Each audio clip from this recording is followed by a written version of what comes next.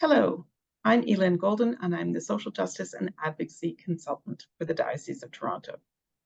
In this video, we address questions that we've received over the last couple of weeks about this year's social justice vestry motion, protecting and advancing the right to housing. You can find this motion on the diocesan website at www.toronto.anglican.ca/vestry-motion. I'm joined today by members of our Social Justice and Advocacy Committee, or SJAC, and our Housing Advocacy Subcommittee.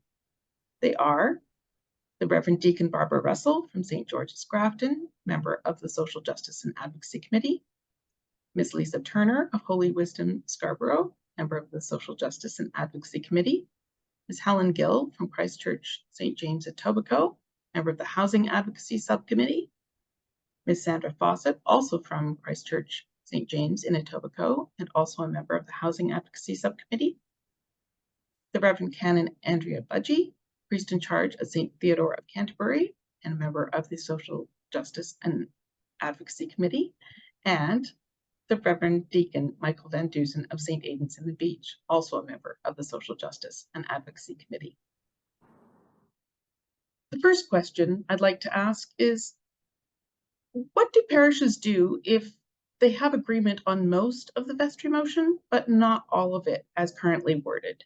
Is it all or nothing? Can they make any changes? I'm happy to answer that one. It's never been all or nothing. Parishes actually have considerable latitude in how they handle the motion.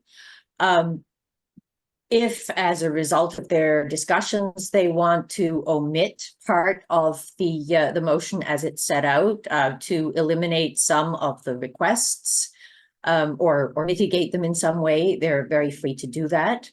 And of course, other parishes may wish to strengthen some of the requests or to add others of their own. So our one request as SJAC is that if your parish passes a motion which is differently worded from the one that was originally developed by the committee, that you send a copy of your version of the motion to Elin in her role as social justice and advocacy consultant. And that way we'll have greater clarity about precisely how many parishes supported particular advocacy requests. The next question we've got is REITs, or real estate investment trusts, benefit people with self-directed RRSPs or without corporate retirement plans. Won't this motion affect those people and their retirement income in negative ways? Well, we are not calling for the elimination of real estate investment trusts, just for a change in their tax treatment to bring them in line with the standard corporate tax rate in Canada. Like any other investment, the value of REITs as part of an investment portfolio is constantly subject to change due to government regulations and market forces, and their value can go down as well as up. Mutual fund managers and financial advisors constantly change or recommend changes in investment holdings in response to these fluctuations. This would be no different. Our following question, don't we already have rent control? I'll respond to that. Currently, rent control only exists on units which were occupied as residences before November 15th of 2018. This does not mean that the rent can't be increased, but it means that the amount by which it can be increased annually is set by the province and is usually in line with the rate of inflation. Units that were first occupied after November 15th, 2018, which includes all the new units which are being built under provincial and federal incentive programs, they are not subject to rent control, which means landlords can increase the rent any amount they like. Now, even landlords of rent-controlled apartments can apply for above guideline rent increases, or AGIs as they're called. They do this to cover the increased costs of renovations, increased security, or a significant jump in their property taxes. Moreover, vacancy decontrol means that a landlord can raise the rent on any unit by any amount between tenants. So for instance, if tenant A was paying $1,500 per month on a unit right up to the end of their tenancy, the landlord can charge tenant B, the next one to move into that unit, twice that amount or even more on exactly the same unit the very next day. This creates an incentive for landlords to get rid of existing tenants and contributes to the loss of affordable housing stock. This year's motion addresses both the exemption of new units from rent control as well as vacancy decontrol. But doesn't applying rent control on new units mean fewer developers will build rental housing? It is often argued that rent control on new units has a chilling effect on the creation of new rental housing, and that lack of rent controls creates an incentive for developers to build new rentals. However, it should be noted that from 1990 to 2017, when a previous provincial exemption to rent control for new units was in effect, the number of new purpose-built rentals in the province actually decreased significantly rather than increased as developers had suggested would happen. During those years, purpose-built rentals accounted for a mere 9% of new housing construction in Ontario. A study published in December 2020 by the Canadian Mortgage and Housing Corporation of the effect of rent controls on rental markets found no significant evidence that rental starts were lower in rent control markets than in no rent control markets. What they did find was that in jurisdictions like Ontario, where newer units are exempted from rent control, overall rental costs go up. Question 5. Why doesn't the motion mention controls on foreign purchasing of housing or condos for investment purposes? As mentioned in the backgrounder, these purchasers drive up the cost of housing when they just rent them out for short-term rentals. There is already federal legislation to restrict the extent to which foreign buyers can purchase residential property in Canada. The Prohibition on the Purchase of Residential Properties by Non-Canadians Act came into force on January 1st, 2023, and it will continue in force for 2 years, that is, to the end of 2024. Balancing the profits sought by investors with the rights of Canadians seeking an affordable place to live is still a challenge, whether the investors in question are foreign or domestic. Of course, if your parish would like to add a call to the federal governments to extend the restriction on foreign investors in residential properties, that is something an individual parish could add to the motion. Instead of complaining to the government, why doesn't each parish install a couple of tiny houses on its property to address the homelessness directly? This motion focuses on protecting and advancing the human right to housing by addressing policies at all levels of government that affect existing tenants, not people currently experiencing homelessness. There are more than 1.7 million renters in the province of Ontario alone, which include families as well as couples and single individuals.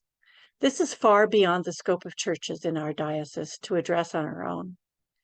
Our governments have the legal responsibility to address housing policies for the good of people living in their jurisdiction. Indeed, the federal government has adopted the progressive realization of the human right to housing as the aim of its national housing strategy. The calls we are advocating in this motion are policies which we and other Canadian community organizations, both faith-based and secular, believe would help the government better meet its responsibilities in this area. Advocating with those in authority for just laws and policies is the right of all members of society in Canada. It is also scripturally warranted. Proverbs 31, 8-9 is only one of many places throughout the Bible which calls on us to speak up in defense of the rights of those who are economically marginalized. That is not to say that actions at the parish level cannot have an important impact. There are Anglicans across our diocese working on creating new housing on church lands, as well as finding ways to create tiny shelters for people experiencing homelessness. We welcome these initiatives alongside our advocacy. Question 7. What kind of impact do these motions have? How are our responses used? I'll take that one. As each parish reports on the results of their vote on the social justice vestry motion, either directly by sending it to me at the diocesan office or through ticking the box on the annual incumbent's return, I compile all the positive results and I note where any parishes have changed the wording of the motion. The results of these, the statistics that they render, are used when I draft correspondence on behalf of the bishops with the province, such as in our response to the provincial budget each spring and our annual pre-budget submission to the province the following winter. And they are also used when we write or meet with government officials, both at the federal, provincial, and municipal levels. Parishes and individual Anglicans are invited to bring up these issues when they meet with or communicate with their local representatives, and we help prepare template letters that you can use for this purpose. As well, other Anglican dioceses, other Christian denominational bodies, and advocacy coalitions, both faith-based and secular, use our diocese support for particular policy changes to strengthen their own advocacy on these issues. What kind of impact do they have? Well, advocacy is not the kind of thing where you tend to see results overnight. However, past vestry motions have contributed in key ways to policy changes. For example, in 2014, our vestry motion called for increasing the minimum wage to $14.50 an hour by 2015. And our diocese, under the leadership of Archbishop Colin Johnson, was one of the first faith communities in Ontario to support this raising of the minimum wage. When the provincial minimum wage went up from $11.60 per hour to $14 an hour in 2018, that was due to a groundswell of advocacy from across the province in which our diocese played a crucial part. Similarly, in 2017, our vestry motion called on the Government of Canada to adopt and implement the UN Declaration on the Rights of Indigenous Peoples. Out of that vestry motion campaign, many Anglicans in our diocese wrote their MPs and senators in support of Private Members Bill C-262, which called to adopt and implement the UN Declaration. Most private members' bills die an early death, but Bill 262 passed the House of Commons and was in the Senate committee before dying on the order paper in 2019. Senator Murray Sinclair publicly declared that the churches had played a decisive role in getting the bill as far as it went. The widespread support for that bill also led the federal government to introduce its own bill to adopt and implement the UN Declaration, which then came into force June 21st, 2021. Our vestry motions in the diocese are not undertaken in a vacuum. They are a way to bring parishes and individual Anglicans into our overall advocacy efforts as a diocese. They connect us with those efforts done by other Christians, other faith communities, and other advocates in the community as a whole. Thank you to all who submitted questions and all who watched today's video. I would again like to thank members of my committee, the Reverend Deacon Barbara Russell, Ms. Lisa Turner, Ms. Helen Gill, Ms. Sandra Fawcett, the Reverend Canon Andrea Budgie, and the Reverend Deacon Michael Van Dusen for being part of today's video.